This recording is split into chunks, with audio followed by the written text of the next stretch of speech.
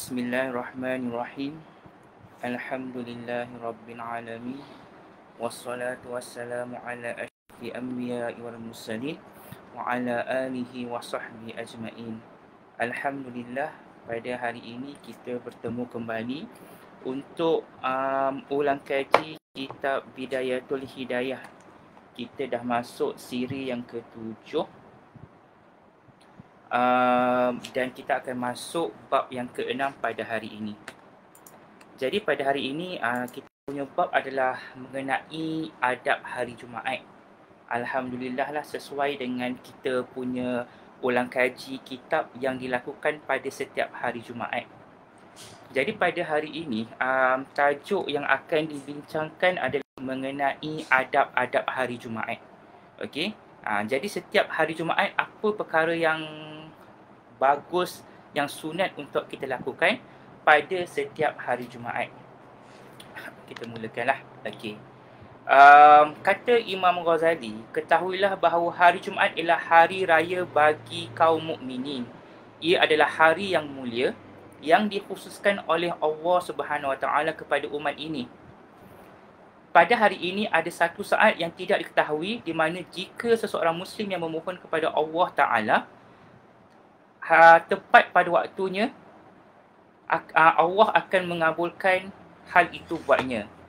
Jadi dekat sini dikatakan bahawa Jumaat ini adalah seperti hari raya. Maksudnya untuk kita, hari raya bukan hanya untuk hari raya Al-Adha dengan hari raya Aidilfitri sahaja, tetapi setiap hari Jumaat. Sebab itu hari Jumaat kita dianjurkan untuk memakai baju yang cantik, baju wangi-wangian. Tapi Alhamdulillah masyarakat di Malaysia, kita hari Jumaat memang kita pakai, kalau yang perempuan suka pakai baju kurung yang lebih sopan, lelaki pun suka pakai baju Melayu, jubah, okeylah tu. Okey. Oleh yang demikian, yang pertama, bersiap sedialah untuk ketibaan hari Jumaat. Mulai hari Khamis lain lagi dengan membersihkan pakaian. Banyakkan tasbih dan istighfar pada petang Khamis, kerana ia merupakan waktu yang kelebihannya menyamai suatu waktu dalam hari Jumaat. Niatkan untuk berpuasa pada hari Jumaat, tetapi kalau kita nak berpuasa pada hari Jumaat, mestilah kita kena sekalikan sama ada dengan hari Khamis ataupun hari Sabtu. Okey. Maksudnya dia dikatakan bahawa Jumaat ini adalah hari raya. Jadi kalau kita nak hari raya, selalu kita akan buat persiapan. Bukan kadang-kadang sehari, kadang-kadang seminggu, sebulan kita buat persiapan kan. Buat beli baju raya, buat kuih raya, beli kuih raya. Tetapi untuk setiap hari Jumaat, kita cuba ready by petang Khamis. Petang Khamis tu kita dah start untuk tambah amal-amal kita. Bukan Jumaat baru start. Petang Khamis kita dah mulakan untuk start. Okay? Sebab dia kata nanti hari Jumaat ni, kita ada satu waktu ini yang insya-Allah doa kita dimakbulkan, tetapi itu adalah rahsia Allah. Okey, mungkin pagi, mungkin tengah hari, mungkin petang. Jadi sebab itu eloknya pada hari Jumaat, sepanjang Jumaat kita sentiasa berdoa dan memohon kepada Allah Taala. Yang kedua, apabila waktu subuh menjelma, kamu hendaklah mandi, kerana ghuslu yaumil jumu'ati wajibun ala kulli muhtalim. Artinya, mandi hari Jumaat adalah wajib ke atas setiap orang yang telah baligh. Riwayat Al-Bukhari. Maksudnya, sebab itu kalau sesiapa yang tak tahu, kita ada solat sunat mandi hari Jumaat. Okey. Walaupun dekat hadis ni kata wajib, tetapi dia tak jatuh sampai wajib, tetapi dia jatuh kepada sunat muakkad, sunat yang sangat-sangat dituntut. Jadi kalau kita hari Jumaat, kalau even though kita bekerja sekalipun, kita mandi itu kita niatkan untuk kita mandi sunat hari Jumaat.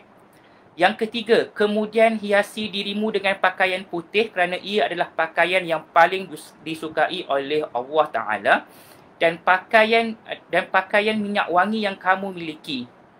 Lebihkan kebersihan dirimu dengan mencukur bulu ari-ari, menggunting misai, memotong kuku, bersiwak dan semua jenis kebersihan yang lain, serta mewangikan bau badan.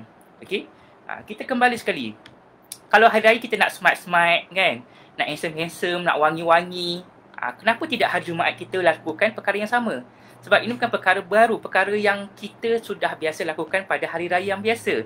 Cuba kita bayangkan bahawa Jumaat ini adalah hari raya mingguan kita. Jadi pakaian-pakaian yang paling cantik kita ada. Kalau ada colour putih lagi elok, tetapi tak wajib untuk colour putih. Colour lain pun tak apa. Kemudian bau minyak-minyak wangi. Okey. Ada orang duk sibuk ada alkohol, tak ada alkohol. Mana-mana minyak wangi pun boleh. Dan seeloknya hari Jumaat ni juga kita bersihkan diri kita. Potong bulu misai, janggut, bercukur. Untuk lelaki, mungkin kita boleh setkan kita punya masa untuk bercukur setiap hari Jumaat. Sebab orang lelaki ni selalunya dia bercukur mungkin seminggu sekali atau 2 minggu sekali. Tapi yang paling ramai rajin seminggu sekali. Why not kita ambil hari Jumaat untuk kita, waktu kita bercukur. Okey. Dan yang keempat, setelah itu segera menuju ke masjid dan berjalanlah dengan tenang dan tidak terburu-buru, kerana baginda SAW bersabda, "Man raha ila al-jum'ati fi sa'atil ula faka'annama qarraba badanah, wa man raha fi sa'ati tsaniyah faka'annama qarraba baqarah, wa man raha fi sa'ati tsalitsah faka'annama qarraba kabshan aqran, man raha fi sa'ati rabi'ah فكأنما قرب دجاجة ومن راح في الساعة الخامسة فكأنما قرب بيضة فإذا خرج الإمام طويت الصحف ورفعت الأقلام واجتمعت الملائكة إن المنبر يستمعون الذكر." Ya, ini adalah hadis yang sangat popular yang kita biasa dengar. Maksudnya, sesiapa yang pergi solat Jumaat pada waktu pertama, iaitu waktu lepas kita bersiap, pagi kita dah pergi lah, lebih kurang macam tu. Dia seolah-olah mengorbankan seekor unta. Macam kita korban satu unta. Sesiapa yang pergi pada waktu kedua, lewat sikit, mungkin pukul 11 ke, okay, dia seolah-olah mengorbankan seekor lembu. Sesiapa yang pergi pada waktu ketiga, dia seolah-olah mengorbankan seekor kibas. Kibas adalah biri-biri ataupun kita kata kambing lah kalau kita punya masyarakat. Dan sesiapa yang pergi waktu keempat, dia seolah-olah mengorbankan seekor ayam. Dan sesiapa yang pergi pada waktu kelima, waktu yang memang nak dekat azan dah, seolah-olah dia mengorbankan sebiji telur. Apabila imam sudah keluar, apabila imam naik atas mimbar lah maksudnya, maka buku catatan dilipat, pena diangkat dan para malaikat berhimpun di sisi mimbar untuk mendengar peringatan ataupun khutbah, riwayat Imam Bukhari. Maksudnya dekat sini, kita datang solat Jumaat ini, dia dicatat macam kita ada jemputan, jemputan khas, VVIP. Okey. Siapa yang datang paling awal, kalau kita tengok macam majlis kan, diorang dapat goodies. So sebegitu jugalah, siapa yang dapat awal, yang datang awal, dia akan dapat manfaat yang paling besar. Okey. Tapi mungkin sebab kita bekerja ke, mungkin kita ada banyak urusan, tapi cuba untuk datang sebelum waktu Zuhur.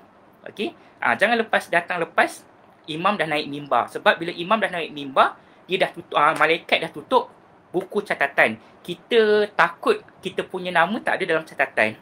Okey? Sebab kita tak tahu kan kita punya nama macam mana kan. Dekat akhirat ni baru kita tahu kan. Kita ni dapat masuk ke tak nama dalam buku catatan. Okey, sebab kita tak boleh nak tengok. Okey. Ada pandangan yang mengatakan dekatnya kedudukan manusia ketika melihat wajah Allah Ta'ala pada hari kiamat bergantung pada kadar mereka bersegera pergi untuk menunaikan solat Jumaat. Okey, maksudnya dikatakan siapa yang memang selalu datang awal solat Jumaat, dia yang lagi awal yang boleh nampak wajah Allah. Sebab kita tahu dekat akhirat dikatakan bahawa kita boleh melihat wajah Allah. Kemudian yang kelima, apabila kamu masuk ke dalam masjid, dapatkan saf yang pertama. Okey. Kalau tengok saf pertama tu kosong, kita terus pergi dekat saf yang pertama. Bukan waktu solat Jumaat sahaja, waktu solat lain pun sama. Jangan kita pergi masjid datang awal, cari first kali adalah tiang, sebab boleh sandar. Kan? Boleh tidur. Okey. Yang terbaik adalah saf yang pertama. Kalau orang nampak ganjaran saf pertama, orang akan berebut-rebut untuk mendapatkan saf yang pertama. Yang keenam, tetapi apabila orang sudah ramai, jangan melangkah tengkuk mereka. Kita datang lambat. Kan? Imam pun dah naik mimbar, dah bagi khutbah. Kita nak juga saf pertama kan. Pergi langkah orang tu. Okey. Jangan sesekali. Kalau kita nak dapatkan saf yang depan, kita datang awal. Itu adalah solusi yang terbaik. Bukan dengan kita melangkau, mengacau orang lain duduk dengar khutbah, kita duduk langkah-langkah kan. Kita biasa tengok benda ni yang berlaku dekat masjid dan juga surau. Seterusnya, jangan tinggalkan solat sunat tahiyatul masjid walaupun imam sedang berkhutbah. Okey. Sebab yang ini ada pertikaian lah, terutamanya dalam keutamaan. Sama ada kalau kita datang waktu imam dah start khutbah, adakah kita terus duduk mendengar khutbah ataupun kita solat sunat tahiyatul masjid dahulu. Okey. Kalau menurut Imam Ghazali adalah walaupun imam dah start berkhutbah, kita kena solat sunat 2 rakaat dahulu. Okey. Tetapi yang paling baik adalah kita datang awal. Okey. Bila kita datang awal, insya-Allah tahiyatul masjid sempat, solat sunat pun sempat, dan mendengar khutbah secara sepenuhnya pun sempat. Jadi tak payah berbalahlah isu ini. Okey. Sebab solusinya ada. Kita datang awal, kita boleh tahiyatul masjid, kita boleh dengar khutbah sepenuhnya. Antara perkara yang termasuk dalam sunnah hari Jumaat adalah membaca surah Al-An'am, Al-Kafi, surah Taha dan Yasin dalam solat sunat 4 rakaat. Okey. Jika kamu tidak mampu, bacalah surah Yasin, Ad-Dukhan, As-Sajadah, Al-Mulk. Jangan tinggalkan bacaan surah-surah ini pada malam Jumaat kerana kelebihannya sangat banyak. Sesiapa yang tidak melakukan kebaikan tersebut, banyakkan baca surah Al-Ikhlas, banyakkan juga selawat ke atas Rasulullah SAW, khasnya pada hari ini, hari Jumaat lah. Okey. Jadi amalan masyarakat kita duk baca Yasin setiap hari Jumaat. Setiap malam Jumaat. Okey, tak salah. Okey. Ada yang baca surah Al-Kafi, tak salah. Tapi kita boleh tambah juga dengan surah-surah lain. Al-An'am boleh, Taha boleh, Dukhan boleh, Sajadah boleh, surah Al-Mulk boleh. Okey. Dan apabila imam telah keluar untuk berkhutbah, hentikan selawat dan percakapan serta sibukkan diri dengan menjawab azan. Okey. Sementara kita tunggu imam naik mimbar, kita bersalawat, berzikir, tapi bila azan masuk, kita terus, keutamaan kita adalah untuk menjawab azan. Kemudian mendengar khutbah dengan teliti serta mengambil pengajaran daripadanya. Tinggalkan seluruh percakapan sama sekali ketika khutbah kerana disebutkan dalam sebuah hadis bahawa man qala li sahibihi wal imamu yakhutubu ansit faqad lagha wa man lagha fala jumu'atil lahu. Yang ini sangat popular. Sesiapa yang berkata kepada kawannya ketika khatib sedang berkhutbah, diam, maka dia telah melakukan perbuatan yang sia-sia. Sesiapa yang berbuat sia-sia, maka tiada pahala Jumaat baginya. Riwayat An-Nasa'i. Okey. Maksudnya macam inilah. Semasa sepanjang berlaku khutbah, kita jangan bercakap langsung. Walaupun kita nak menegur kawan kita, diam, jangan cakap. Itu pun dikatakan sebagai satu amalan yang sia-sia. Jadi bagaimana kita nak tegur? Kita menggunakan isyarat. Isyarat tangan ke, buat gini je ke. Tapi kita jangan cakap langsung. Sekarang pula, issues of we have a gadget kan. Gadget ni macam mana pula? Adakah dia termasuk juga? Okey. Senang kata macam ni lah. Kalau kita tak mendengar dengan baik, kita tak memberi perhatian kepada khutbah yang diberikan, okey. Maksudnya, kita kena hati-hati. Walaupun tidak ada katakan, sebab ni kan benda baru kan, WhatsApp, main game, kan? Tapi we have a different communication. Kita tak memberi tumpuan kepada khutbah yang dibacakan. Jadi daripada kita nak terselamat, kita punya pahala Jumaat, okey, better untuk kita mendengar sepenuhnya khutbah yang diberikan. Okey. Dia kata tiada pahala Jumaat, tapi dia tak kata bahawa dosa. Tapi kalau walaupun tak dosa, dia tak kata dosa kat sini, tetapi kalau kita pergi Jumaat, last pahala kita sia-sia. So rugilah kita. Jadi kita tak nak mahu menjadi seorang yang rugi. Maksudnya hadis menyatakan demikian kerana ucapan dia adalah suatu percakapan. Okey, tak boleh. Maka sepatutnya menegur menggunakan isyarat dan bukan kata-kata. Kemudian ikutlah imam seperti cara solat yang telah disebutkan dahulu, seperti yang kita bacakan. Apabila kamu selesai solat dan memberi salam, bacalah surah Al-Fatihah, surah Al-Ikhlas dan surah Al-Falaq dan An-Nas sebanyak 7 kali, setiap satunya sebelum bercakap kerana hal itu memelihara diri daripada keburukan sejak dari satu Jumaat ke Jumaat seterusnya, serta dapat menjadi benteng bagimu daripada syaitan. Okay, maksud dia kata, lepas habis solat Jumaat tu, better untuk kita baca Fatihah dan juga 3 kul sebanyak 7 kali supaya memelihara kita daripada Jumaat hari ini sehingga Jumaat minggu hadapan, dan boleh mengelakkan kita daripada benteng sebagai daripada hasutan syaitan. Dan lepas habis kita baca 7 kali, ucapkanlah Allahumma ya Ghani, ya Hamid, ya Mubtadi, ya Mu'id, ya Rahim, ya Wadud, aghnini bihalalika an haramika wa bita'atika an maksiyatika wa bifadlika amman siwak. Artinya, ya Allah, wahai Tuhan yang maha kaya, wahai Tuhan yang maha terpuji, wahai Tuhan yang maha memulakan ciptaan, wahai Tuhan yang maha mengulangi ciptaan, wahai Tuhan yang maha mengasihani, wahai Tuhan yang maha pengasih, kayakan aku dengan rezekimu yang halal, bukan yang haram. Anugerahkanlah kepadaku ketaatan terhadapmu, bukan maksiat kepadamu. Dan berikanlah aku kurniaanmu, bukan selain daripadamu. Itu adalah doa yang boleh dibacakan selepas habis solat. Kita baca Fatihah dan 3 kul 7 kali and then baca doa ini. Seterusnya, kerjakan solat sunat 2, 4 atau 6 rakaat secara 2-2 selepas solat Jumaat. Jadi lepas Jumaat, kita boleh nak solat sunat 2 rakaat, 4 rakaat, 6 rakaat, boleh, tidak ada masalah. Okey. Macam kita pelik. Kenapa dia sampai 4 rakaat? Tetapi syarat dia adalah walaupun 6 rakaat, 2 rakaat, 2 rakaat dan 2 rakaat. Macam kita solat solat sunat biasa. Dan semua itu diriwayatkan daripada Rasulullah SAW dalam pelbagai keadaan yang berbeza. Setelah itu, duduk di dalam masjid sehingga waktu maghrib atau asar. Okey, jika kita ada masa, okey, kita boleh iktikaf dekat masjid paling elok sampai maghrib. Kalau tak boleh sampai maghrib, at least sampai asar. Habis tu masih iktikaf, kita nak buat apa? Masa itulah kita boleh penuhkan amalan kita, nak berzikir, nak bersalawat, nak berdoa pun boleh. Sebab ingat lagi, ada satu waktu hari Jumaat, doa akan dimakbulkan. Okey, tak tahu, mungkin antara Jumaat dengan asar, mungkin antara asar dengan maghrib. Jadi kita rebutlah mana-mana yang kita boleh rebut. Kemudian, lakukan penelitian yang baik terhadap saat yang mulia itu kerana ia tidak diketahui sepanjang hari.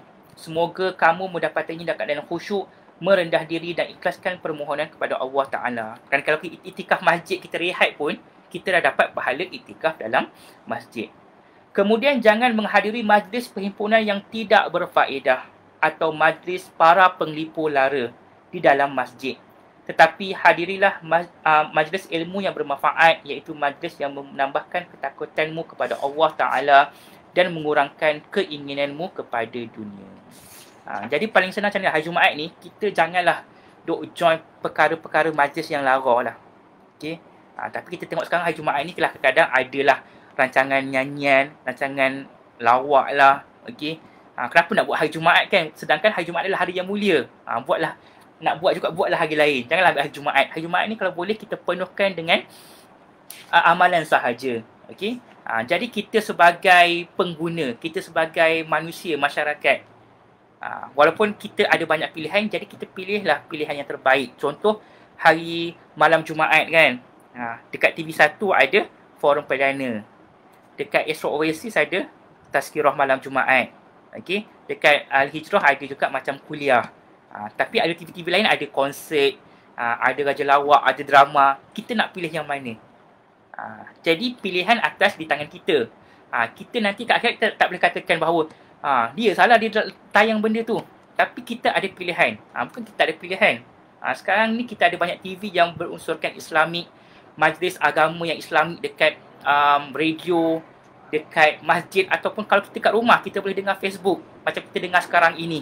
Kita tengah ikuti majlis untuk menambahkan ilmu. Okey. Walaupun bukan live pun kita boleh ikuti recording dekat Facebook page. Okey. Dekat YouTube kita boleh search mana ustaz yang kita minat. Yang penting kita jangan masukkan kita kepada perkara yang lara kan. Sebab kita tak nak menjadi orang-orang yang rugi. Okey, kenapa? Untuk mengurangkan keinginanmu kepada dunia.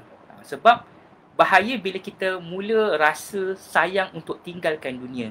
Takut untuk mati itu kita ada masalah. Okey, sebab kita takut nak tinggalkan anak-anak kita, takut nak tinggalkan harta kita, takut nak tinggalkan kerja kita, takut nak tinggalkan kebun kita, takut nak tinggalkan anything, okey, yang berkaitan dengan dunia. Itu kita kena semak balik. Kalau kita ada perasaan yang sebegitu, okey, bagus untuk kita banyak pergi dengar-dengar untuk menambahkan ilmu kita. Apabila setiap ilmu tidak mendorongmu untuk meninggalkan dunia menuju ke akhirat, maka sifat jahil lebih bermanfaat bagimu daripadanya. Ada orang tanya, ada ke ilmu tetapi tidak kita kata tidak bermanfaat, pada kata dia tidak menuju ke akhirat? Ada. Contoh, kalau kita pergi join kan, untuk pergi join kita tambahkan ilmu, tapi ilmu pengajian tersebut duk cerita pasal skim cepat kaya. Bagaimana kita nak dapat 1 juta dalam 1 minggu? Kita fikir balik, adakah majlis sebegitu memberi kita lebih sayang kepada dunia ataupun akhirat? Okey. Kalau kita join, bunyi orang ni duk cakap pasal duit. Kalau tak ada duit ni macam kita ni mati, tak boleh hidup. Padahal rezeki itu daripada Allah. Okey. Itu kita kena tinggalkan ilmu tersebut dan kita masuk kepada ilmu yang ingatkan kita kepada akhirat. Okey. Kita kena ingat benda tu. Ya, kita banyak ada kelas. Ada kelas pelaburan, kelas nak dapat duit, kelas bisnes. Okey. Tak salah pun kita nak masuk. Tetapi jika kelas itu menyebabkan kita, dia mungkin orang lain efek dia lain, okey, tapi kalau dekat kita efek rasa macam bila aku join kelas ni, aku tak pergi solat jemaah, aku solat lewat, aku duk dengar macam mana nak dapat duit lagi, nak jadi kaya. Itu kita kena fikirkan baliklah. Kemudian perbanyakkan doa ketika matahari terbit, gelincir, terbenam ketika iqamah. Khatib naik ke atas mimbar dan ketika orang mula berdiri untuk menunaikan solat. Besar kemungkinan waktu yang mulia itu berada dalam salah satu daripada waktu-waktu ini. Maksudnya, hari Jumaat ni, lepas subuh, matahari terbit, kita berdoa.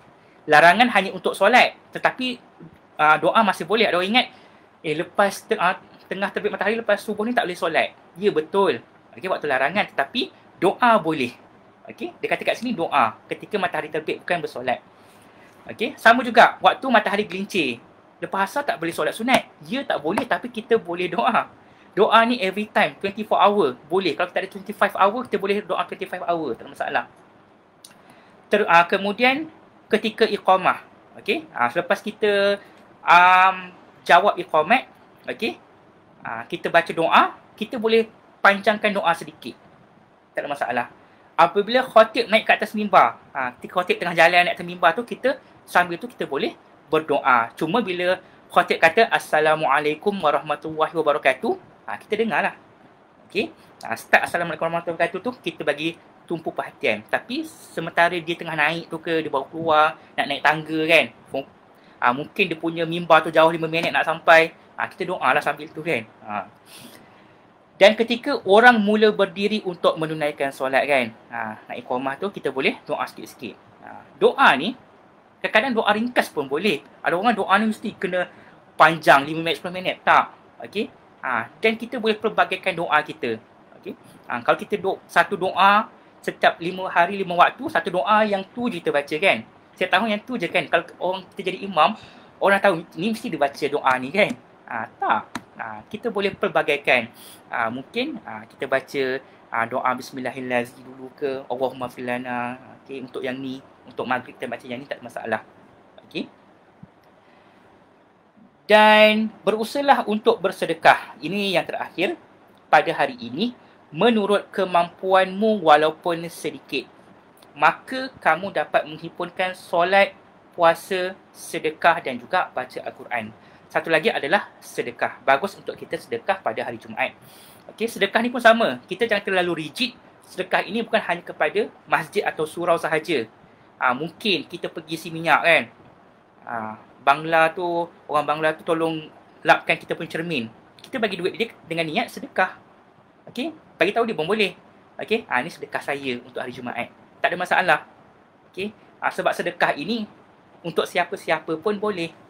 Okey, dia tak macam zakat. Zakat untuk orang-orang yang layak menerima zakat sahaja, tetapi sedekah ini lebih universal. Contoh dekat office, kita pergi toilet kan, nak keluar tu jumpa makcik cleaner, pakcik cleaner kan, apa salahnya kita bagi sedekah? Okey, boleh. Dan kita fikirkan sedekah ni, ataupun kita belanja kawan kita makan, itu juga sedekah. Okey, kita kena besarkan skop sedekah kita. Bukan hanya bagi tabung masjid atau surau sahaja. Tapi itu baiklah sebab kita boleh memakmurkan masjid atau surau. Tetapi kita boleh bantu orang-orang susah. Okey, contoh biasa kita makan kat kedai tersebut, hari Jumaat tak payahlah bagi makcik. RM2 tu makcik ambil lah, saya sedekah. Tak ada masalah, boleh. Okey.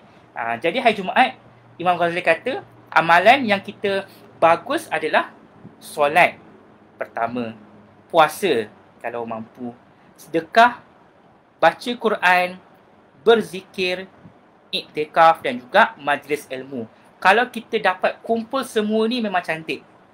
Okey, solat insya-Allah lah. Solat 5 waktu, solat sunat, solat Jumaat, puasa. Puasa mungkin ada yang mampu, ada yang tak mampu. Lagi-lagi hari Jumaat orang suka sedekah kan, bagi makanan kan. Masalah juga kan. Sedekah saya rasa semua orang mampu. Walaupun RM1, 10 sen. Sebab sedekah bukan atas nilai, tetapi atas kualiti. Okey, atas kita punya keikhlasan. Baca Al-Quran. Kalau tak sempat sangat, bacalah surah Al-Fatihah ke. Yang macam saya baca tadi lah, surah Al-Mulk ke. Tak sempat sangat, bacalah 3 kul. Tak sempat sangat lah kan. Berzikir la ilaha illallah subhanallah walhamdulillah Allahu akbar. Sambil driving boleh kan. Sambil duduk rehat-rehat nak tidur boleh kan. Iktikaf kita dah pergi solat Jumaat. Okey, untuk orang lelaki hari Jumaat, insya-Allah kita dah sampai masjid. Masuk masjid terus niat iktikaf. Okey. Dan majlis ilmu. Ada masjid before waktu Jumaat dia ada kuliah, ataupun macam kuliah sekarang ini adalah majlis ilmu. Okey, majlis ilmu ni bukan mesti dekat masjid, dekat surau yang ada ustaz, crowd besar, tak. Walaupun mungkin kawan kita tu berceramah dekat kita seorang sahaja, kan? Itu juga majlis ilmu. Sebab tu contohlah kalau live ni ada seorang je tengok kan, saya still bagi juga sebab ini adalah majlis ilmu dan kita nak mendapat barakah daripada majlis ilmu ini. Okey. Jadikan hari ini dalam tempoh seminggu khusus buat akhiratmu. Mudah-mudahan ia menjadi kifarah bagi hari-hari lain dalam minggu tersebut. Jadi at least lah, kalau hari lain tu susah untuk kita beribadat dan sebagainya, jadikan Jumaat ini hari yang kita boleh melakukan ibadat lah. Kita set dekat kepala kita, Jumaat ini adalah hari yang baik, hari raya nak buat amal. Dan semoga amalan kita pada hari Jumaat ini boleh menghapuskan dosa-dosa kita pada hari-hari yang lain. Kalau hari Jumaat pun kita tak sempat beramal, hari apa lagi kita sempat beramal kan? Isnin sampai Jumaat kerja. Sabtu Ahad ada kenduri, pergi rumah family, ada majlis makan-makan. So bila kita nak beramal? Okey. So dalam 7 hari, dalam 7 hari seminggu itu at least kita ambil lah 1 hari. Dan paling baik kita ambil hari Jumaat. Okey. Macam sebahagian negeri yang cuti pada hari Jumaat, baguslah kan? Macam Kelantan, Terengganu, Johor, cuti hari Jumaat, alhamdulillah lah. Mereka boleh pergi hari Jumaat lebih awal, pergi masjid, boleh berzikir, boleh Quran, baca Quran. Okey. Sebab itu certain negeri dia jadikan Jumaat hari cuti untuk mendapat barakah dan manfaat inilah. Tapi untuk yang bekerja jangan risau. Waktu bekerja itu mungkin sambil bekerja, sambil typing, berzikirlah la ilaha illallah subhanallah walhamdulillah Allahu akbar kan. Selalu duduk kerja sambil dengar lagu. Hari Jumaat at least lah hari Jumaat dengar Quran, dengar alunan zikir. Okey. Kita cuba untuk sikit-sikit lah kita menggantikan dengan amalan yang lebih baik pada hari Jumaat. Alhamdulillah lah. Dan kita punya ulang kaji kitab pun mengambil hari Jumaat bersempena dengan berkat kita adakan majlis ilmu pada hari Jumaat. Bukan hari lain tak elok, hari lain pun elok juga kan. Nak majlis ilmu hari Isnin, Selasa sampai Jumaat, Sabtu, Ahad pun boleh, tak ada masalah. Okey. Cuma kalau hari Jumaat ini kita nak dapat sekali dengan berkat hari Jumaat. Jadi kita setkan kat kepala kita, hari Jumaat ini ada hari yang berkat dan walaupun kita ada duit kan, ni hujung-hujung bulan kan, ada RM1 pun bahagilah kan, at least sedekah. Sebab dia tak kata sedekah berapa. Dia kata sedekah. Okey? Tak ada RM20, tak ada RM10, RM1 pun boleh.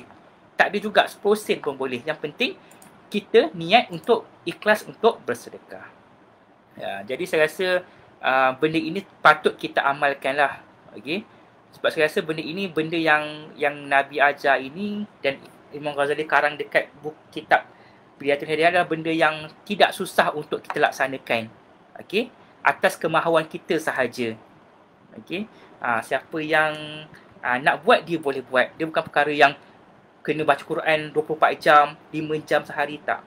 Okey? Jadi saya rasa untuk hari ini setakat itu sahajalah, insya-Allah. Untuk minggu depan kita akan masuk bab yang ke-7. Okey?